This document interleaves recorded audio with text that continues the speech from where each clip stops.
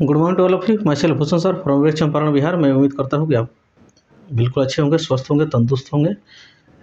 मैं आज एक मेडिवल हिस्ट्री का पार्ट 6 लेकर आया हूँ, जो कि इसके पहले 5 पार्ट ऑलरेडी अपलोड कर चुका हूँ और साथ ही साथ मॉडर्न हिस्ट्री पूरा मेरा कंप्लीट हो चुका है। आप मेरे चैनल पर जाकर देख सकते हैं। और साथ ही साथ साइंस और मैथ का भी बहुत से सारे वीडियो को मैंने अपलोड कर चुका हूँ। आप यदि मेरे नए चैनल पर नए हैं तो सबसे पहले उसे जाके देखिए और साथ ही साथ मेरे चैनल को सब्सक्राइब कर लीजिए, ताकि आने वाला जो भी वीडियो हो आपके पास पहुँचे।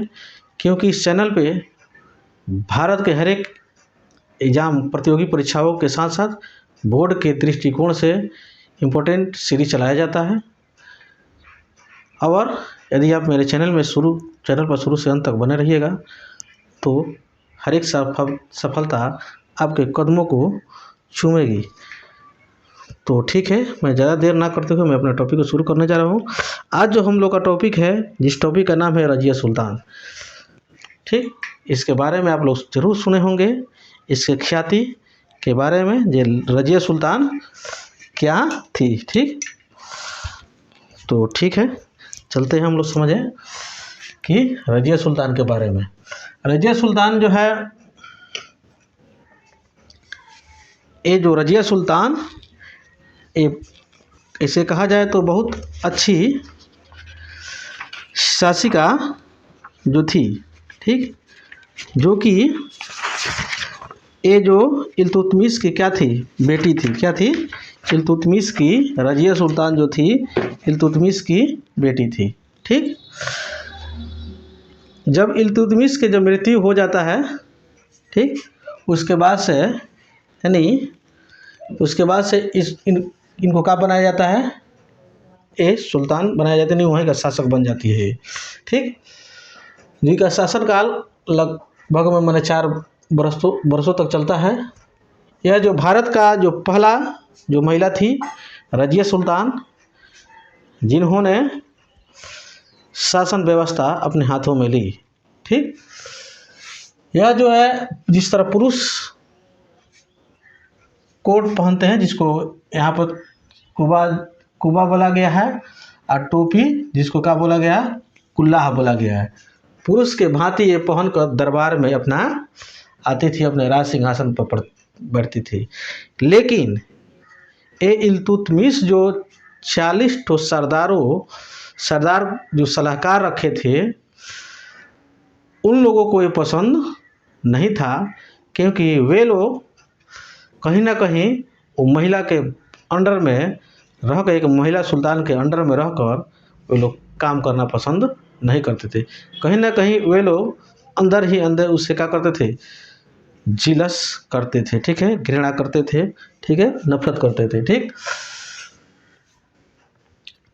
दिल्ली के एक जलालुद्दीन याकूब जो एक व्यक्ति था, जो अश्वशाला जो था, जो बहुत सारे शासक होता था, जिसके अंडर में बहुत से सारे घोड़ा होते थे। ठीक, उसी तरह इल्तुतमिश का भी अश्वशाला था, जिसका देख रेख कौन करता था? याकूब करता था। ठीक, याकूब के साथ रज़िया सुल्तान का क्या था? बहुत घनिष्ठ संबंध था। ठीक, अब क्यों घनिष्ठ संबंध हो सकता है? क्योंकि याकूब ही जो है घोड़ों का देखभाल करता है। ठीक, ऐसे घोड़ों को देखभाल करता है, और घुड़सवारी तो याकूब ही सिखाया होगा। नहीं तो जाहिर से बात है, ये कनेक्शन तो बनना ही बनना है। ठीक, इसके आगे आप लोग समझ सकते हैं। ठीक, इसे अमीर ए आखुर नियुक्त किया गया। किसको? याकूब को। याकूब को अमीर ए आखुर नियुक्त किया गया। और हिंद जो भटिंडा और पंजाब में पड़ता है, के इक़्तिदार मलिक अल्तुनिया ने रज़िया के अधीनता मानने के लिए इनकार कर गया। क्योंकि जब रज़िया ने जब अपने चुनौती भेजी, भाई आप मेरे अधीन रहिए, आप मेरे अंडर काम कीजिए, तो इसने उनका अधीनता स्वीकार नहीं किया। अब इसलिए नहीं किया क्योंकि कहीं ना कहीं उसको भी लगता था कि ये क्या है, महिला है, और मैं महिला से मैं कैसे हार मान सकता हूँ।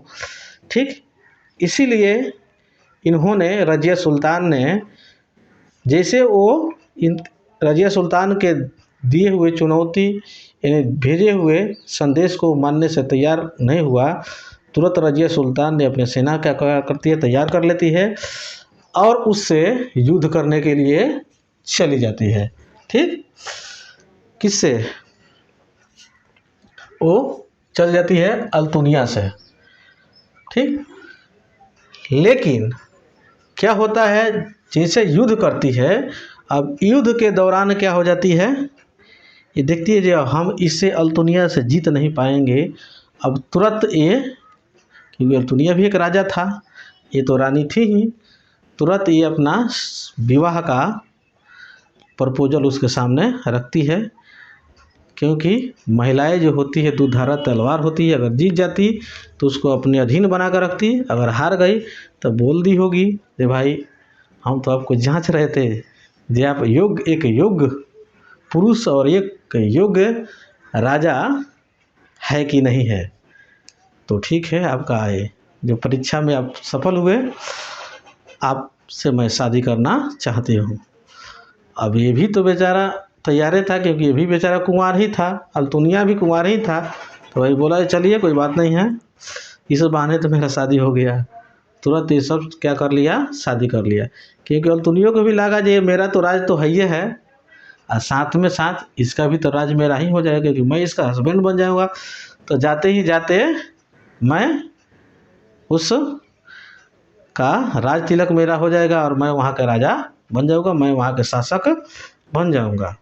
ठीक, उसके बाद से ये सब क्या करता है, सब शादी करके, अल्तुनिया और रज़िया शादी करके वापस वहाँ से लौटता है। सब लौटते समय रास्ते में ही उसको हरियाणा के आसपास एक कैथल जगह है, जहाँ पर रज़िया और अल्तुनिया को क्या कर दिया जाता है, हत्या कर दिया जाता है।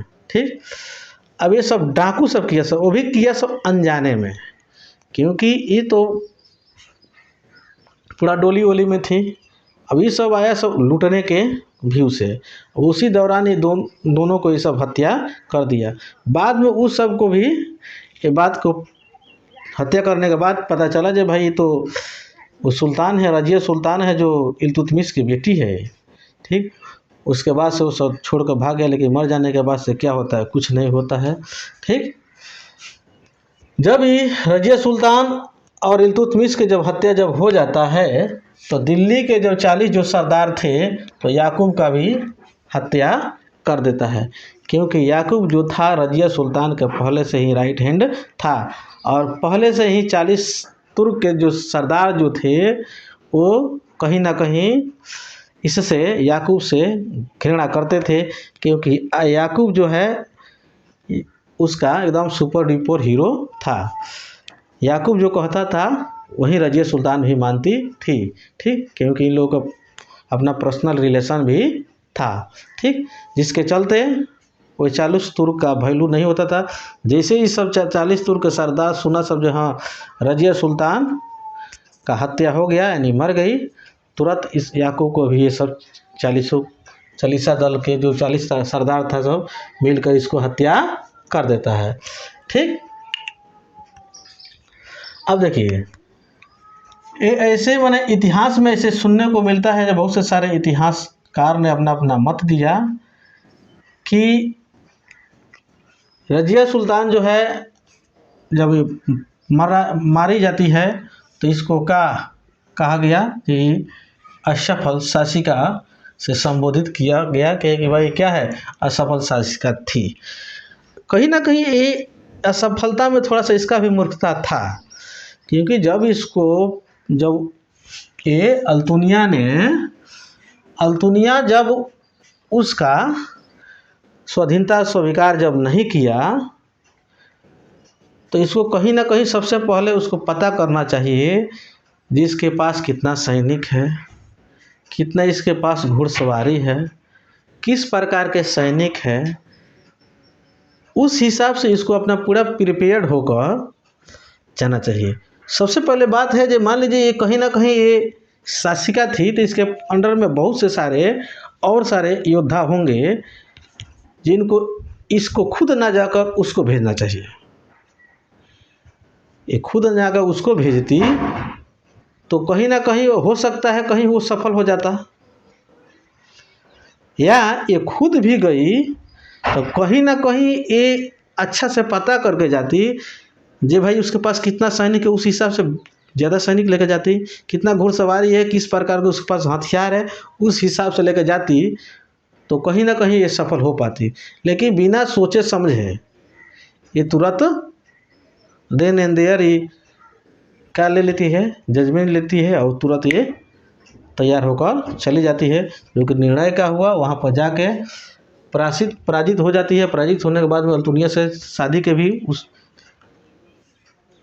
करने के लिए तैयार भी हो जाती है, शादी भी कर लेती है। उसके बाद से क्या होता है, रास्ता में आते समय डाकुओं द्वारा मारी भी जाती है, सब काम खत्म हो जाता है।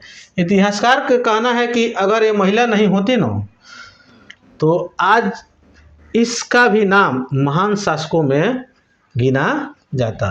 लेकिन फर्क यही है कि ये क्या थी, महिला थी, जिसके चलते इसको महान शासकों में नाम इसका नहीं लिखा जाता है। और साथ ही साथ ये जो है, ये कुछ इतिहासकार को यह कहना है कि इसको एक शासक, एक राजा की हर एक गुण था, इसके पास हर एक गुण था।